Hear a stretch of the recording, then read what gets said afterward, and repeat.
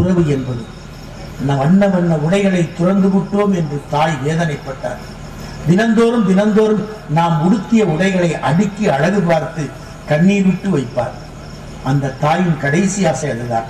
அந்த உடையோட தான் தான் மகன் தன்னோட இருக்கிறதா நினைக்கும்.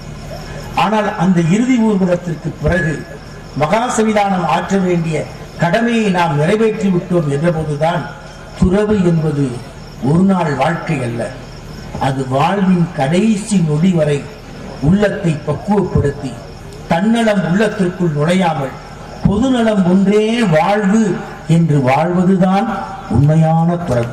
அதைத்தான் திருவள்ளுவர் சொன்னார், துறந்தார் பெருமைதனை எண்ணிக்கூறின் வையத்து இறந்தாரை எண்ணிக்கொண்டற்று என்று சொன்னார். அதைத்தான் புறநானூற்று புலவன் சொன்னான், நன்றும் தீதும் பிறதர வாரார். யாரால் உலகம் இருக்கிறது? இந்த உலகம் யாரால் இருக்கிறது? இந்த உலகம் தமக்கென வாழாமல் பிறர்க்கென வாழ்பவர்களால் இருக்கிறது என்று புறநானூற்று புலவன் சொன்னானே, அந்த தடத்தைத்தான் அந்த துறவைத்தான் நம் மகா சன்னிதானம் நமக்கு காட்டி சென்றார்கள். அந்த தடத்தில் தான் நம் பாதையும் பணியும் தொடர்ந்து கொண்டிருக்கிறது.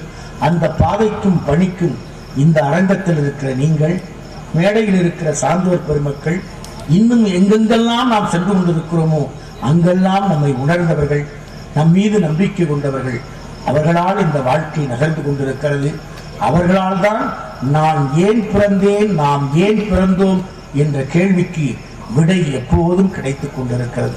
அந்த பாதையில் எந்நாளும் பயணிப்போம் என்று சொல்லி நம்மை பற்றியே ஆய்வு செய்கிற அன்புக்குரிய சுந்தர அவர்களுக்கும் டாக்டர் அறம் அவர்களுக்கும் மேடையில் பெற்றிருக்கிற நம்முடைய சட்டமன்ற உறுப்பினர் அவர்களுக்கும் நகர்மன்ற தலைவர் அவர்களுக்கும் கலை இலக்கிய பெருமன்றத்தின் அன்பு தோழர்களுக்கும் இந்த மேடையில் கட்டாயம் இந்த பணியில் நாம் அமர வேண்டும் என்று கங்கணம் கட்டியிருக்கிற கரு முருகன் அவர்களுக்கும் நன்றிகளை, நல்வாழ்த்துக்களை, பாராட்டுக்களை தெரிவித்து விடைபெறுகிறேன். நன்றி, வணக்கம்.